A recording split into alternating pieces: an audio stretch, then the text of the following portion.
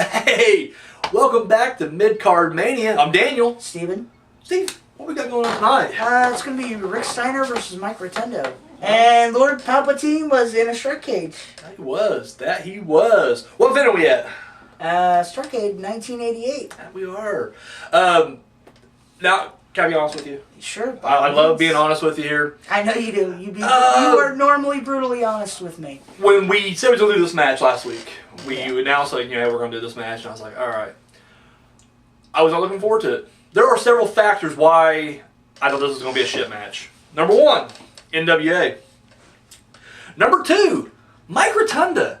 I am not a fan. Unless this guy is wearing a white shirt with a red tie, I just don't give a shit. I'm not taking nothing away from his wrestling ability, but this dude is bland as fucking hell to me. So I just... That's why he went through so many gimmicks, right? Probably. I know. Honestly, yeah, it probably is. Number three, Rick Steiner. I am not a fan of the Steiner Brothers solo. What? I'm not. Fuck him. Dude, Rick Steiner to me is just very, he's just, I'm gonna growl, that's it, that's all I got. Scott Steiner, same thing. So he don't growl, it comes out natural, and he just rambles about stupid shit. True. And neither one of them solo put on great matches, in my opinion. If you want to talk about Steiners with me, put them together. Tag team, love them. Amazing. Oh, I'll get between that Steiner sandwich right now, no problem. But by themselves, I don't care. Like, literally, in fact, when we get to it's going to be a long way away, but when we get to, like, the 2000s, and we do Scott Steiner matches, I'm just going to put a fucking gun in my mouth. And then fourth reason that I thought this match was going to be shit, TV title, I never cared about TV title. Ever. I have a cousin who Have you noticed every single TV title match usually ended up in a draw? Yeah. And never really had an actual... And see, I was going to get to that, because that was the thing. A winner? When I first got into WCW, like, on a regular basis, it was like 96, 97. And at that point, the only titles that meant anything was the world and the tag titles over there. The U.S. title would go through phases where it would mean something, like when Benoit and Raven and DDP were all feud for it. It actually meant something. It felt like it meant something. But then it just go through these long lulls of nothingness. Now it means, like, it doesn't mean shit now. I agree. I agree. Doesn't mean anything. But then the TV title was even less than that. And I just remember thinking, like, it felt like a third... it was a third-rate belt. It was like a third-tier belt. But then it felt like a fourth-rate belt. Like, it felt like a generic title. It felt like it didn't mean shit. And I remember my cousin, who actually was... he was... Like, I was WWF. He was definitely NWA, WCW. Now, he was older than me. So, like, when he was a kid, it was this stuff that we're talking about now. So, he was always harping about how, like, the TV title... It did mean something at one point. You got your best workers out there, and yes, it would always go to a draw, but it showed just how much they really wanted that belt. And I just wasn't buying it. I was like, dude, I don't give a fuck what you say. That's ridiculous. That means that... And I'm like, what is a TV title? World champion. The world means you are the king of everything. I'm getting there. Just relax. World. U.S. is a part of the world. It's a second little part. So then you're the champion of that.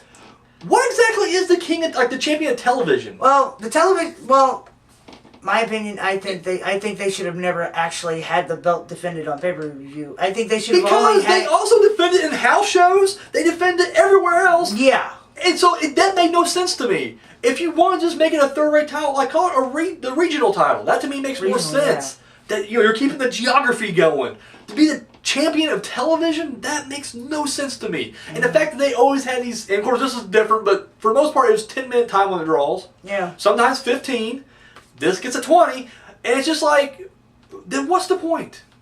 And everybody's like, well, everybody's hungry for the belt, and everybody's like, no, it's not. You just basically, you get the title, you just got to last 10 minutes. It's technically not a step up neither. It really isn't. And don't get me wrong, when you look at the list of TV champions, there is some really prestigious names on there, but I don't see it. Like, I'm just like, I don't get why this belt is talked about. I think the last TV champion was Hacksaw Jim Duggan, wasn't it? Yep, because Scott Hall threw the goddamn title in the trash. Yeah. Double birded it. It's like, this is retarded. And then it was like, but you thought that was the coolest thing you ever seen? Oh, dude, I was with him. I was like, yep, there you go. That's what I thought about it anyways. Someone finally put an image to my thought, and he did it. And then Jim Duggan, which I felt so bad for him because he was done. He was basically doing a janitor gimmick because why not? WCW. And he finds the TV title trash, pulls it out, and then he defends it on Saturday night. That was it. WCW Saturday night. Jim Duggan would defend that title, and no one cared. No one cared. So yeah, those are the 4 reasons when I look at this match, I was like, dude, this is going to be dog shit. And then not just that, but then the last time we did a TV title match, it was Boris Zukov versus Red Rooster. Yeah. God damn it, a 20-minute armbar match. Ugh. Now, when I told you, though, you was a little more optimistic.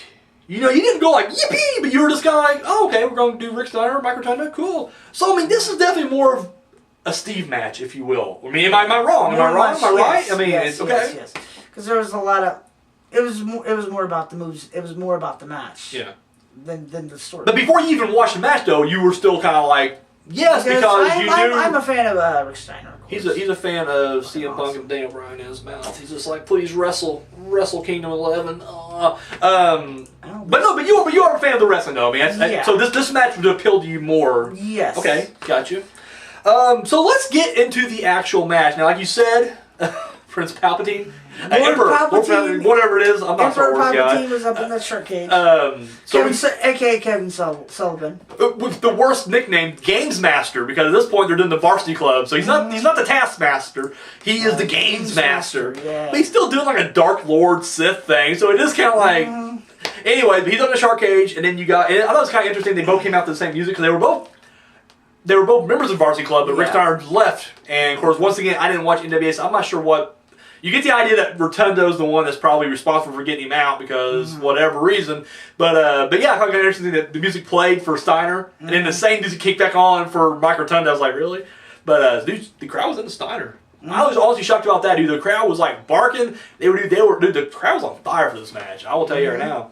So let's talk about some highlights. This match took me back to, do you remember when Kurt Angle and Brock Lesnar had their feud? Yeah. And how whenever they would start off the match, usually the first 2-3 minutes was always amateur wrestling. Style, yeah. And that can go either way. And when Angle and Lesnar did, it was always great. And I was worried on this one. Dude, it was awesome. Like, they literally tore up power amateur. Yeah. Really dug that aspect of it. Go ahead, throw out some of your favorite moments of this match. The two Steiner liners. Steiner lines were good. He was throwing them out like hotcakes, baby. And when he threw Rotunda into the ropes and he cut him with the power slam. Yeah, that was amazing. I haven't seen that. I haven't seen that power slam in a while. That kind of power slam in a while. You know what I mean? Where he just basically flips you over. He torques him. Like he fucking he literally does. I mean, he puts some oomph on it. Yeah. There was a power slam Rick Steiner used to do where he was running, where he'd run and he'd throw you over like that. Yeah. I believe you. I mean, I'm not doubting you on that one. I don't remember. Power slam. It was a sick fucking power slam. One thing I will say, I'm surprised he didn't drop his opponents on their heads. Well, that's one thing about him. He was. I'm sure he probably hurt a lot of guys. I mean, he was stiffness. From what I heard, him and Scott were both stiff. Safe. Like never really just killed anybody. You know what I'm saying? Like he was tough. He was stiff. But he was also safe, and that's really what you want. You really want someone in there that can, make it look dangerous as fuck, but at the same time, the guy's safe, and he's gonna be able to walk away at the end. And the thing is, I used to always think Rick was crazy, but Scotty was the fucking crazy one. Dude, I think they're both nuts. Are you kidding me? They're both not as bad as Scotty. I think Scotty lost his mind when he was shooting up the steroids. Probably. This match right here, I will say, because I went on that big rant earlier about Mike Rotunda, and when I said this before to other people, and I've gotten shit from people online about it, when I'm like, I don't like Mike Rotunda because I think he's just too bland. I was like, well, I guess you just need a gimmick. And I'm like, no, it's not that. But unfortunately, that's the only time he ever showed personality, in my opinion, was when he was IRS.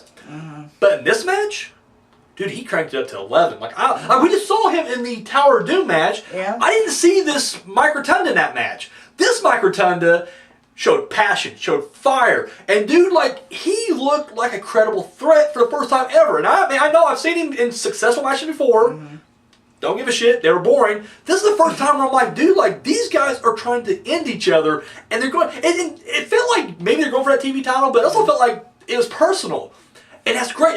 You want that out of it, And I think right now, this is the best I've ever seen Mike Rotunda. And I will even say, his IRS run, because his IRS run wasn't great as far as wrestling goes. He was a jobber pretty much, but you loved to hate him because he was Well, he's the tax man. IRS, Everybody loves to hate the IRS. You know, everybody hates the IRS. So, but here, no, I mean, out there now, I watched it and I was like, damn, like he's actually showing, like he showed me something here. Like he really did. Well, that clothesline he lays on Rick Steiner. Oh, he turned him inside out. Oh my God. Incredible. Incredible. That was a nice sell, actually. Rick. No, it really was, yeah. Hell of a sell. Damn good. So let's get to the end. These guys are going at it, and out comes Dr. Death Steve Williams, who just recently joined the Varsity Club, which is funny because we saw him on the opposite side of them at the Tower of Doom match, but here he's on their side, and he rings that bell. Yep. Now, Steiner to point, They said it was like 5 minutes into the match. Yeah, and rings so the bell. Steiner at this point thinks hits him with the belly suplex. Because well, at this point he's got him down, so he's probably thinking to himself like, you know, did he just submit or what the hell's going on? Mike Rotunda's raising his hand because it's like, was it the time on the draw? Like, you know, he gets retained if it's time on the draw. Referee is just kind of like, I don't know what's going on, and so there's all this mass confusion. Now at this point, they're lowering the cage because match is over, right? So a second referee comes out, which I thought was kind of ridiculous because I was like, really, I feel like the referee in the ring should have been like, okay, well, I clearly didn't call for this, so we're going to just restart. But apparently we need a second referee down there to be like, hey, are you going to restart this match? Because nothing happened. He's like, no, nothing happened. He's like, oh, nothing happened. It's like, what the restart? So it's just like this ridiculous, like we got this like meeting of the mind and they're bringing announcers over there. So they're like, restart the match. At this point, they're going at it. Sullivan's on the apron. Yep. I don't remember, does he just throw him into Sullivan? Does Steiner just throw Rotunda into Sullivan? Or was okay? I can't remember how it happened, but anyways, Sullivan goes down, Rotunda gets rolled up. 1, 2, 3. New television champion, Rick Steiner.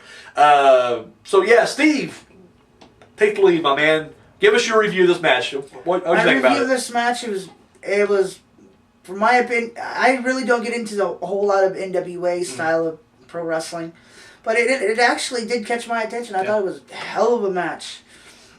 Of course, I'm somewhat of a Steiner's mark, but it was a hell of a match. Regardless, you're right. You're absolutely surprised, right. You know, and both of them were just tearing it up. Yeah, it really was. And I think what I like about it too was it didn't follow the standard formula of like one guy wins for a little bit and then another guy wins for a little bit. It really did go back and forth. Like it was 2-3 moves and then the other guy's like, nope, I'm back up here, and he's like, oh shit, now I'm coming back. I mean, it really had this. You didn't know who was going to walk away the winner, and it was great. I liked it. Once again, I think kind of like you. More, I was just really surprised because I don't know about you, but my expectations were so low going into this match. Mine was to an extent, but I knew what Steiner could do in the ring, and I knew what Mike Rotunda could somewhat do in the ring. You know, but that's what somewhat made me a little optimistic. Yeah, you know, I wasn't just going to go and come in here like, why am I here? Yeah, no, I asked myself that a lot actually. But once again, I mean, compared to the Zukov, why did he ask me to come over here? Yeah, I was like, what am I doing? What am I doing in my life right now? Got to rethink a lot of things right now. But yeah, I was actually, after I seen that match, I was like, hell yeah. Yeah, no, it pulls you in, and like I said, it's actually worth watching. We're WWF guys. Worth watching. If you watch the main event, you already know that a lot of times I shit on NWA/WCW stuff, and this is one of those few times where I'm like, no, they got it right. This was a damn good match on any level. I don't care if you're a WWF fan, WCW fan, whatever. This is a good match, and it actually, to me, I'm not saying I can see it all around, but it kind of shows a little bit of that prestige the TV title held. A little bit. Just shows it a little bit. So, yeah, I really enjoyed it. So I did too. Steve, just take us home, my man. Okay, thanks for watching. watching. Done blowing this match. I mean, I got a mouthful already, so. There's going to be a Mid-Card Mania tournament, I think, starting next week. Well, we're going to find out who the Mid-Card Maniac of 1988 is. So next week, boom, tune in for that. By the way, who's all in that? Well, we'll find out next week. You love trying to give a preview. You ain't going to get shit out of me. So at least give me the names that are going to be... No, but tell you what, I will tell you, the winners of all the matches from 1988 will be in it. So that's okay. Get your boy Steiner in there. Your boy Steiner's in there. Now let me ask you this real quick. Okay. And I'll ask you guys at home as well. Now this took place in December. So did Super Clash 3. Now let's just assume that everybody out there was poor, like me and him, and you can only afford one pay-per-view based on the 2 matches that we reviewed. So one being the Street Fight Lingerie Battle Royal or the television title match. Versus which one would win in your opinion? My opinion? Yeah. Steiner versus Rotunda, hands down. But let us know what you think. Maybe there's that one guy out there who's like, you know what, guys? You're getting a little too hard on that battle royale. Exactly. I want to buy some AWA. They didn't get a fair shake. My lotion and my tissue. But let us know which of the two, paper. based on those two matches, which one you think was the better and which one would sway you. Which pay-per-view you buying, pretty much. I'm not gonna lie, I did this on the main event, and NWA won that one too, so it's not much of a competition, unfortunately, but still gotta ask. And finally, me and him agreed on something. Exactly. This is the first time. This is the first time we actually, smoothly went on this one together, so not too bad.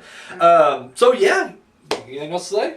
Thanks for watching. Read between the lines, and we are out. We're out. So until next time, guys.